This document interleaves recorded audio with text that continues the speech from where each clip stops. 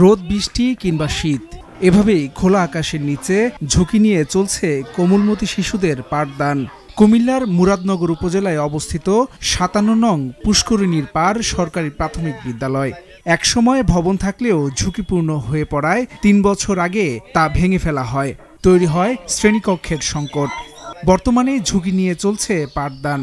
এতে মারাত্মকভাবে ব্যাহত হচ্ছে বিদ্যালয়টির স্বাভাবিক কার্যক্রম।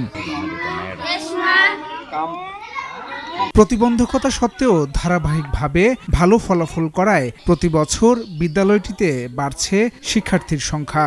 বিপরীতে থমকে আছে বিদ্যালয়টির অবকাঠামোগত উন্নয়ন। রয়েছে শিক্ষক ও নৈশ প্রহরী সহ জনবল সংকটও। আমাদের বিদ্যালয়ে কোনো ভবন না থাকার কারণে আমরা বাধ্য হয়ে বাইরে ক্লাস করছি, যা আমাদের জন্য কষ্টসাধ্য। আমাদের শ্রেণীকক্ষ না থাকায় আমরা বাধ্য হয়ে বাইরে ক্লাস করছি, এটি আমাদের জন্য কষ্টসাধ্য। আমরা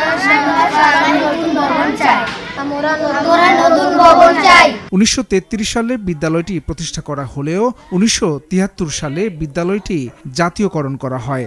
পর্যায়ক্রমে স্কুলে শিক্ষার্থীর সংখ্যা বৃদ্ধি হলে সরকার ২০০৫-৬ অর্থবছরে প্রাথমিক শিক্ষা অধিদপ্তরের মাধ্যমে ২ কক্ষ বিশিষ্ট একটি ভবন নির্মাণ করা হয়। বর্তমানে ভবনটির ২টি কক্ষের মধ্যে একটি অফিস কক্ষ এবং অপরটিতে পাঠদান চলছে। এই ভবনটিরও অবস্থা জরাজীর্ণ। এমন পরিস্থিতিতে স্কুলটির শিক্ষা কার্যক্রম প্রায় বন্ধের উপক্রম হলে স্থানীয়রা ২০২২ সালে ২ কক্ষ বিশিষ্ট একটি টিনের ঘর নির্মাণ করে দেয়। এরপরও শ্রেণীকক্ষ সংকটে খোলা আকাশের নিচে পাঠদান চালিয়ে যেতে বাধ্য হচ্ছে কর্তৃপক্ষ। আমাদের একটা পুরান বিল্ডিং ছিল, এটা জরাজীর্ণ করে আর নতুন অনেক চেষ্টা করলাম একটা নতুন ভবনের জন্য, কিন্তু নতুন ভবন আমরা এখনো পাই নাই। আমি যখন সব চেষ্টা ব্যর্থ তখন আমার নিজের অর্থায়নে এতে একটা সাফরা টিন দিয়ে একটা সাফরা করে দিই। বাচ্চারা কোনো রকম লেখাপড়াও করতে 2টা ক্লাস করতে পারে, বাকি 3টা ক্লাস বাইরে করতে হয়। বর্তমানে বিদ্যালয়টিতে শিক্ষার্থীর সংখ্যা ২৫০ জন। শ্রেণীকক্ষ ছাড়াও খেলার মাঠ, লাইব্রেরি ও বেঞ্চ সংকটে সীমাহীন দুর্ভোগ পোহাতে হচ্ছে শিক্ষক ও শিক্ষার্থীদের। পর্যাপ্ত শ্রেণীকক্ষ না থাকায় খোলা আকাশের নিচে নষ্ট হচ্ছে টেবিল, বোর্ড সহ অন্যান্য প্রয়োজনীয় উপকরণ। দীর্ঘদিন যাবৎ আমরা খোলা আকাশের নিচে ক্লাস নিচ্ছি। এর মূল কারণ হচ্ছে আমাদের স্কুলের যে ভবনটা ছিল এটা পরিত্যক্ত ছিল।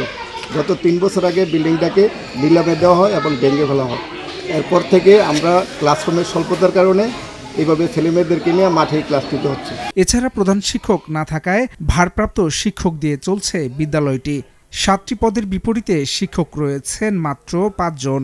ভারপ্রাপ্ত প্রধান শিক্ষিকা তামান্না আক্তার জানান, বিদ্যালয়ের নতুন ভবনের জন্য একাধিকবার ঊর্ধ্বতন কর্তৃপক্ষকে লিখিতভাবে জানানো হয়েছে। এরপরও কোনো প্রকার সহযোগিতা না পেয়ে খোলা আকাশের নিচে পাঠদান কার্যক্রম চালিয়ে যেতে বাধ্য হচ্ছেন তারা। আমার বিদ্যালয়ের কোনো ভবন না থাকার কারণে আমার শ্রেণী পাঠদান অনেক অসুবিধা হচ্ছে। আমি বাধ্য হয়ে খোলা আকাশের নিচে পাঠদান কার্যক্রম চালাচ্ছি। আমার বিদ্যালয়ে একটি নতুন ভবন অতি জরুরি। আমি আশা করছি আমার বিদ্যালয়ের নতুন ভবনটি তাড়াতাড়ি কার্যক্রম শুরু হবে এবং আমি ইতিপূর্বে এই বিষয়টি ঊর্ধ্বতনকেও জানিয়েছি।